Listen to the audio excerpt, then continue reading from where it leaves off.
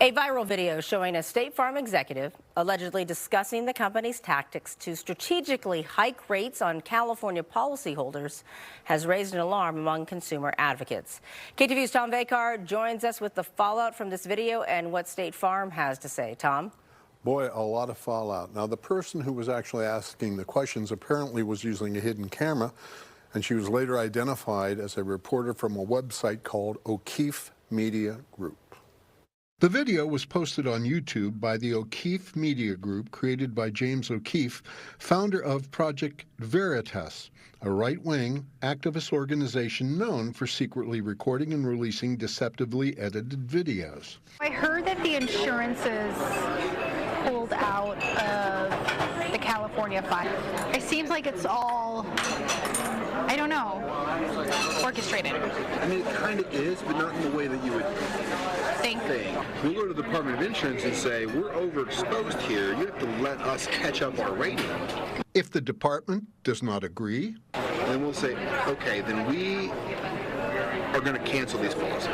So we're constantly going and saying our data indicates that our rates need to increase faster and faster and faster and faster and faster. To all of this, State Farm says these assertions are inaccurate and in no way represent the views of State Farm. They do not reflect our position regarding the victims of this tragedy, the commitment we have demonstrated to the people of California, or our hiring practices across the company.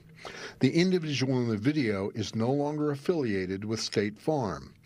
But consumer advocate and attorney Harvey Rosenfield, author of Insurance Reform Proposition 103, says this tactic has gone on for 2 years, forcing people into the lesser coverage, more expensive FAIR plan. If they couldn't get what they want from the commissioner, they say, well, then we're going to have to non-renew a bunch more people. And as soon as State Farm started to do it, all the other insurance companies began to do the same thing. The Department of Insurance has already granted State Farm big increases, and it's now asking for another in apparent violation of Prop 103. Comes just as the commissioner is trying to figure out whether he's going to give them a specific bailout of nearly $1 billion that would cost people $600 a year. Consumer advocacy group United Policyholders said petitions for rate increases should be filed along with enough evidence to justify them. It's disturbing that State Farm would use a threat of non-renewing homeowners as a political strategy to pressure the department to get these rate increases approved. I repeatedly asked the Department of Insurance, as well as 2 insurance industry trade groups, for comment. No substantive response.